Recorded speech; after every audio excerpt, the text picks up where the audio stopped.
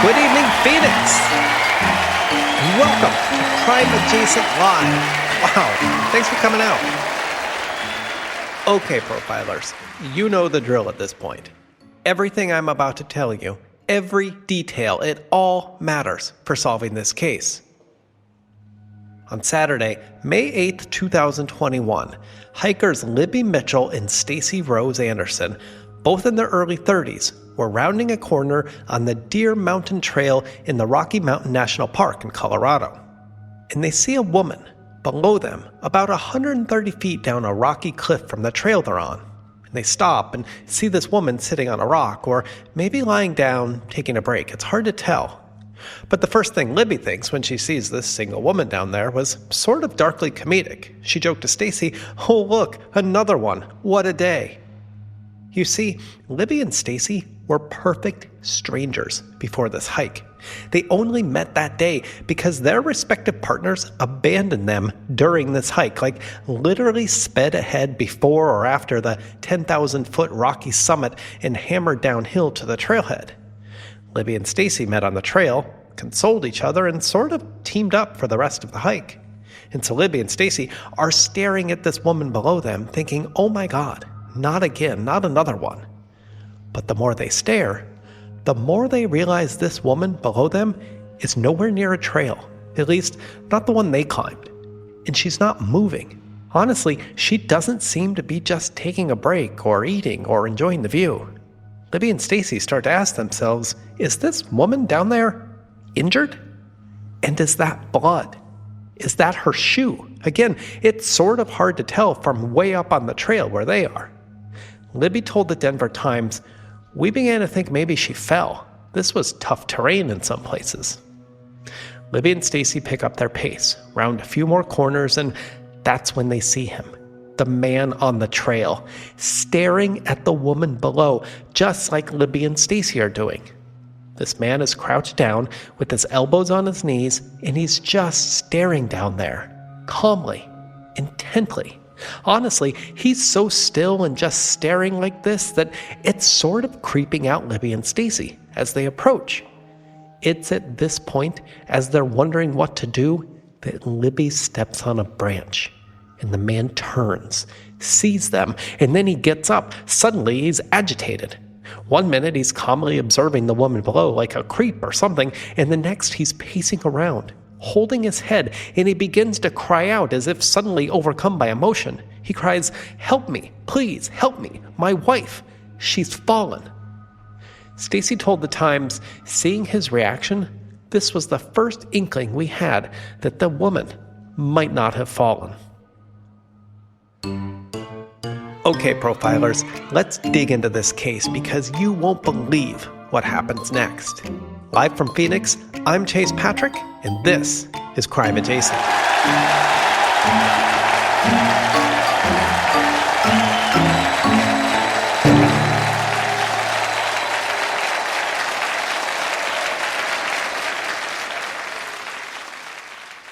Libby and Dean Mitchell headed out to this trail on Saturday, May 8th, 2021, about 2 hours north of Denver to celebrate their 4th anniversary. Libby's idea of a sweet anniversary was a long romantic couples massage at a downtown day spa and then a fancy dinner at a new restaurant. Same. Exact same. She wasn't averse to hiking and adventure, it's just that they did it all the time.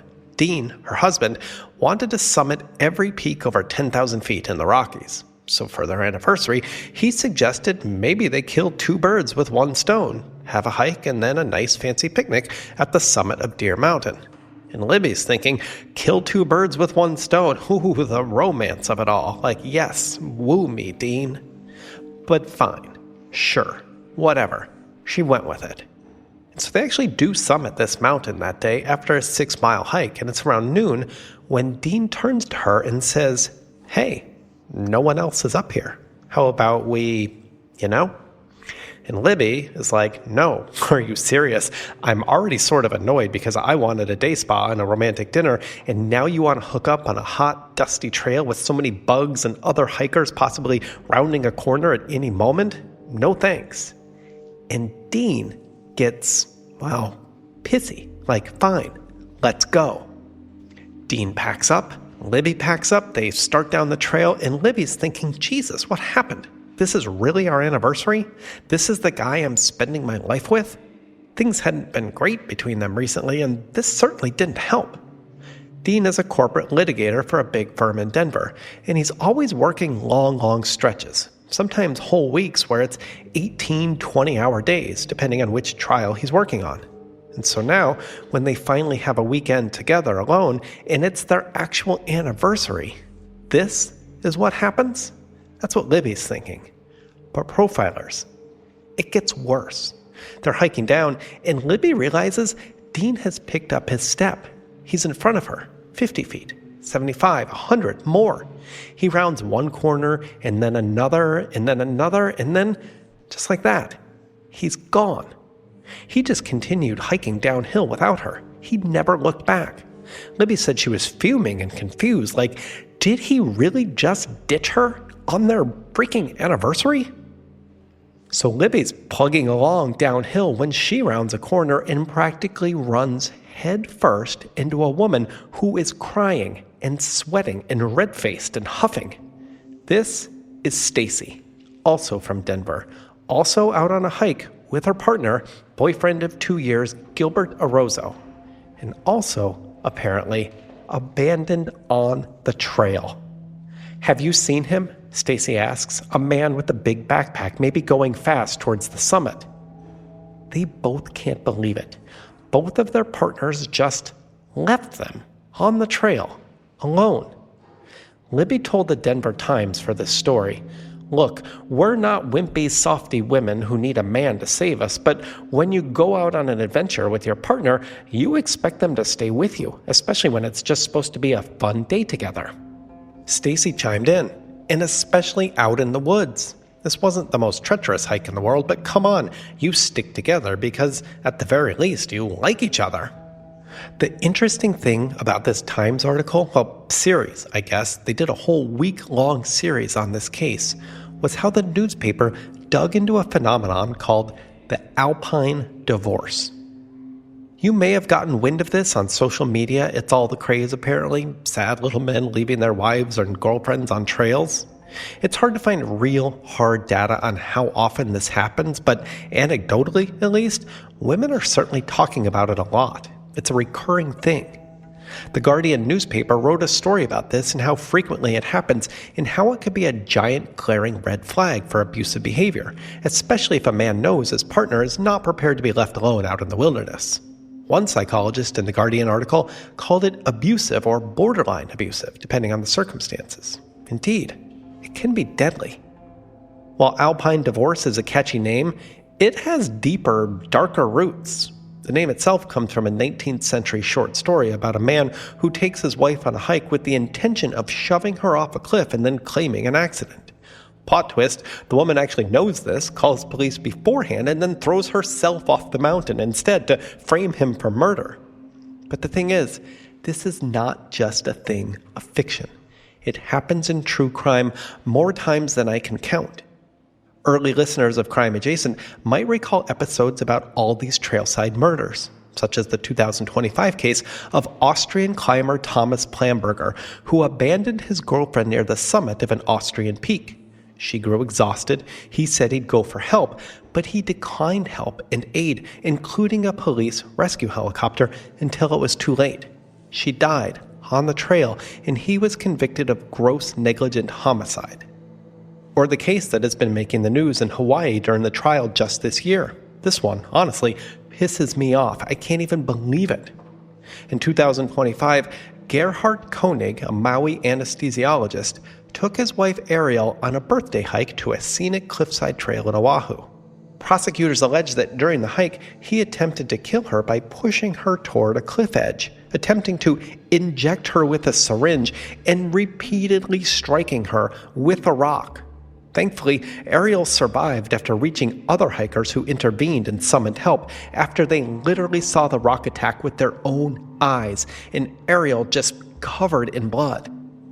Prosecutors presented a whole litany of evidence about premeditation, not the least being he carried a freaking syringe with him. His own son even testified against him at trial. Hikers saw him bashing Ariel with a rock. Jurors ultimately convicted him of attempted manslaughter, not attempted murder, however. They cited a he said, she said fight scene on the trail in his, quote, extreme emotional distress or some nonsense about whether she was having an emotional affair with a coworker. So I guess it's fine to plan and attempt a murder as long as you're really upset. Got it. My God. Anyway, these aren't the only cases. Not by a long shot. In fact, this next case factors into ours. In 2012, Toni Henthorn was pushed off a cliff by her husband, Harold, on a hike meant to celebrate their 12th anniversary. Sounds familiar. Harold claims she fell, but his behavior that day drew alarm bells. With a little investigation, police discovered he had visited the site of her quote-unquote fall and literally marked an X on a map at the very spot where she fell or was pushed. Then there was the insurance money being increased and going, you guessed it, to Harold. And then, honestly, there's more. There was his first wife, Sandra Lynn, who died under mysterious circumstances. She was crushed to death by their car while trying to change a flat on the side of the road. Harold was not charged with anything. He was ruled an accident, but paramedics thought it was strange to find his shoe prints on the side of the car, as if it was shoved off the jacks, perhaps. But the creepiest thing about the case of Toni Henthorn, at least when it comes to this case, is where it happened. I kid you not. The very same trail where Libby and Stacey were abandoned by their partners in May 2021, Deer Mountain Trail just north of Denver. Libby actually told the Denver Times, "Oh, we knew about this trail and what happened to Toni. Everyone does, so it was definitely in the back of my mind that day." So like I said, after Libby and Stacey meet on the trail that day in May 2021, they agreed to team up and hike down together to the trailhead. They even talked about calling a taxi or hitching a ride instead of going back to Denver with husband Dean or boyfriend Gilbert. Stacey and Libby were done. So they're hiking, joking, laughing, making plans for breakups and even divorces, and they round a corner. That's when Libby sees this woman down below, about 130 feet or so down a cliff. And at first, like I said, they made some dark jokes, like, "Oh, I bet she's been abandoned too." Then they realize she's not moving. Her shoes are off. Her legs are at weird angles, and there appears to be blood. They inch down the trail now, eager for more info, and Libby puts a hand out to stop Stacey, like a parent putting an arm out to a child while making a sudden stop in the car. Because there's this man in front of them, on the trail, sort of crouched down. This is Michael Henderson, a 42-year-old banker from Denver, and he's crouched there, staring at the woman below, and he's checking his watch occasionally, like keeping time or something. It's all so strange. Libby and Stacey are thinking, if that woman is hurt down there, we need to help her now, but here's this guy just staring. It was at this point that Libby steps on a stick and groans internally, like, oh no. And sure enough, just as she feared, this guy turns and sees them. And his whole demeanor changes in an instant. He's gone from calm and checking his watch to suddenly frantic, pacing and holding his head and crying, my wife, she's fallen, help." Stacey, a 39-year-old accountant, pulls out her phone, finds a signal, and calls 911. It takes a little time, but a rescue crew arrives, and they manage to climb down this steep cliff area and offer aid. But it was too late. Elizabeth Zagruder, age 40, a semi-well-known painter in the local art scene in Denver, was dead. The cause was blunt force injury from the fall. Police also arrived soon after the rescue crew to investigate, and Michael Henderson said he and his wife were hiking, and yes, they had an argument, and yes, he didn't use the word abandoned, he walked faster than Elizabeth, is what he said. Seriously, Libby and Stacey were actually right. Elizabeth had been abandoned on the trail by Michael, just like they were by their partners. That is, if you believe the husband, Michael. According to the Denver Times series on this case, Michael told police he doesn't know what happened. He realized at some point during his hike that he had not seen Elizabeth in a while, that he had been walking too fast, as he said, and so he turned back, walked down the trail, and just like Libby and Stacey, he saw a woman lying down at the bottom of this cliff area. Was that Elizabeth, his own wife? He couldn't tell. Maybe, maybe not. Police lit into him. Why didn't you call for help? Why were you just crouching there, staring? Why were you checking your watch? What are you hiding? His actions that day seemed so suspect. During his trailside interview and later interrogations, Michael said he must have been in shock, according to the Times. When he heard Libby step on the stick, he came to, like snapped out of his shock. He realized the woman he was staring at was indeed his wife, and she must have tripped and fallen. He didn't know what to do. He told police, quote, "This is all my fault. This never should have happened. I never should have left her." Libby and Stacey weren't buying it. They told police about Michael's strange demeanor that day. His story just didn't add up. It didn't make any sense. And the police, thankfully, were also well aware of this trail as a site of a previous murder, Tony's, and all these abandoned women hikers. They knew about it. So they began their investigation. Meanwhile, Libby and Stacey finally made it back to the trailhead after all of this. And let me tell you, Gilbert, Stacey's boyfriend, had already left. He just got into the car and drove back to Denver without waiting for her. Stacey broke up with him via text that night, which was probably more than he deserved, to be honest. But Dean, Libby's husband, was still there, waiting, and I kid you not, angry at her. He said he was hot and dirty and scuffed up. He said he went back up the trail multiple times to find Libby, trampling through all sorts of underbrush to find her and scratching himself in the process. And how dare she make him wait so long? It was their anniversary. What was she thinking? Libby and Stacey, good for them, actually hitched a ride back to Denver with a responding police officer, and Libby filed for divorce a month later. That day was quite literally the final straw for her. She was done. So at least there's some good news from that day. But like I said, police began their investigation, and what they found turned Michael Henderson's innocent story about a tragic accidental fall into something else entirely. According to the Times, Michael told police that yes, he and his wife Elizabeth were having marriage issues, but no, he'd never kill her. They were trying to work it out. According to Michael, Elizabeth had developed an emotional relationship, not physical, with someone. Elizabeth denied it. Michael insisted it was true. In fact, he told police in one of his 7 interrogations that this is exactly what happened that morning. They fought on the trail. Michael plowed ahead, leaving Elizabeth behind, and after a certain amount of time, he returned and saw that she was at the bottom of the cliff. With no real proof either way, police ended up doing a thorough forensic search of Elizabeth's phone. And it turns out she was, indeed, having what appeared to be, at the very least, some type of text relationship with someone in a text chain called DM, like direct message or something. At first, it didn't appear to be about a physical meetup, but it was intimate and personal. And honestly, it sounded as if Elizabeth had simply found a good friend and complained a lot about Michael's banquet hours and how he was never around. During their forensic search, police eventually were able to place Elizabeth's phone near a series of fancy hotels around downtown, like the Four Seasons, for instance. They went through all the billing records and found no charges for spas or rooms or restaurants, and Michael said no, they never actually visited those hotels. Why would they? They lived in Denver. So while there was no actual proof of anything other than her phone being in the vicinity of these hotels, police looked through the security footage of these hotels during the periods her phone was also there. And they found Elizabeth on the surveillance footage, entering the main lobby and skipping straight to the elevators. Clearly, if she wasn't paying and didn't need to check in, someone was already in a room, waiting for her. That's what police theorized. During one of their 7 interrogations of Michael, police revealed this information, hoping to get him to crack.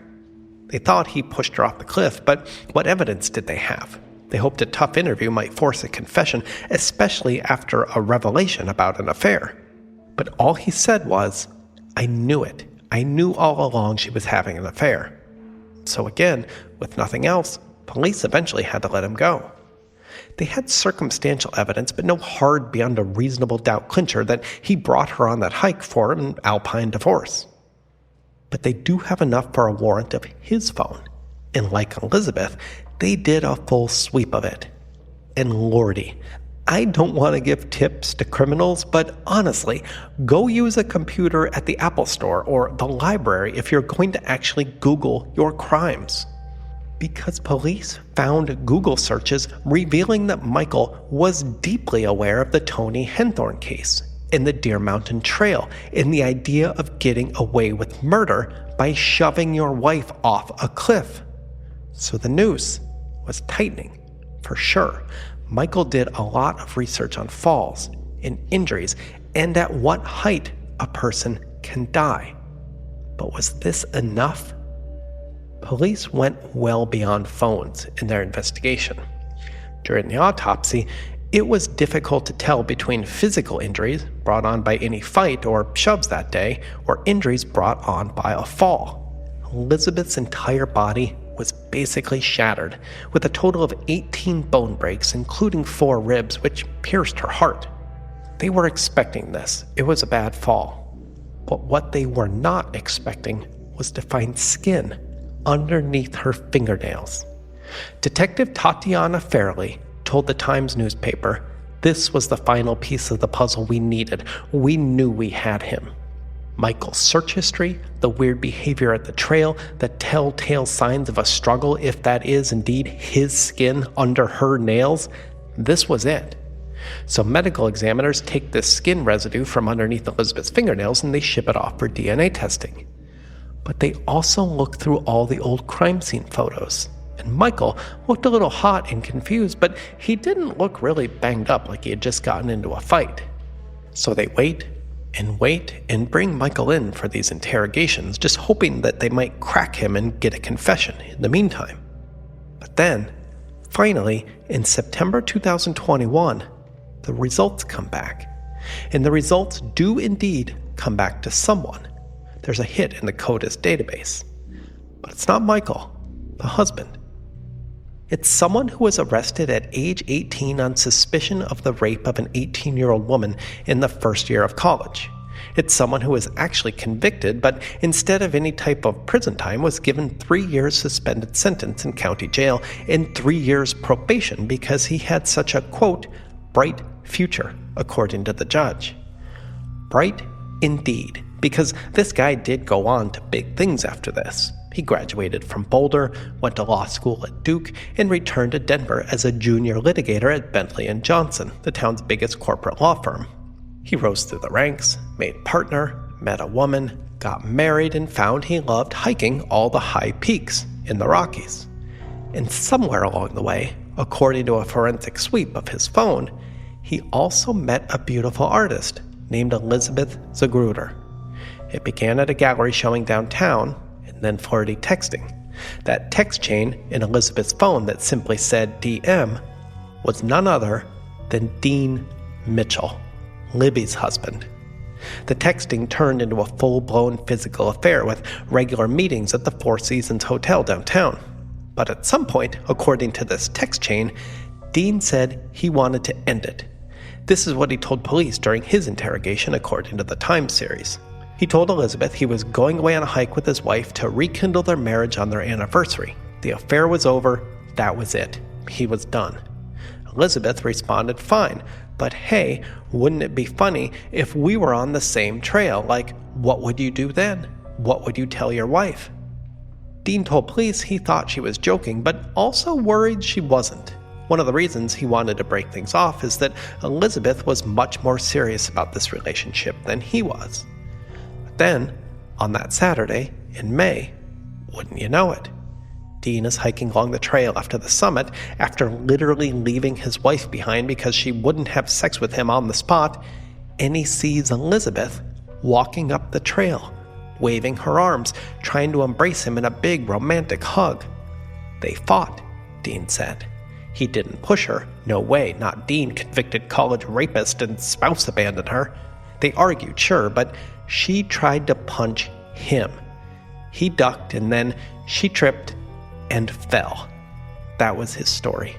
He was afraid Libby would come walking down the trail at any moment and would spot him with his secret lover, but hey, what do you know? His lover, quote, accidentally falls and, well, problem solved.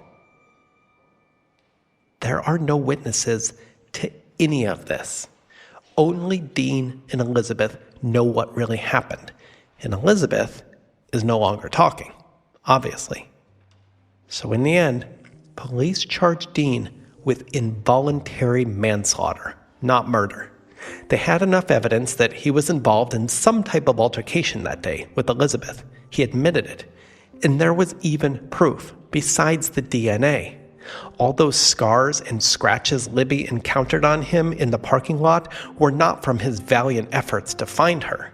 They were clearly from Elizabeth, who fought for her life and managed to scratch him before falling, the only thing that brought to light what really happened on the trail that day. This case never actually made it to a jury. Dean was a lawyer himself and hired a good one for this case. Dean cut a deal for involuntary manslaughter and was given, I kid you not, a 3-year suspended jail sentence and 3 years of probation. Like I said, Libby had already filed for divorce a month after their hike and after being abandoned. This was long before she learned about the earlier conviction for rape, which Dean never told her, and long before she learned about the murder, or I guess manslaughter, technically. By the time Dean's role in Elizabeth's death came to light, Libby was already free. Dean declined to speak with the Times for its series on this case. He declined interview requests from Crime Adjacent as well. He has since lost his law license and is no longer practicing law. Libby and Stacey, for their part, told the Times that they had become good friends since the happenstance meeting on the trail that day. In fact, they continue to go on hikes together at least once or twice a month. Libby said, "We love it. It's just the two of us, out on the trail. It's a great time." Stacey nodded. She said, "And we'd never have to worry about getting left behind ever again."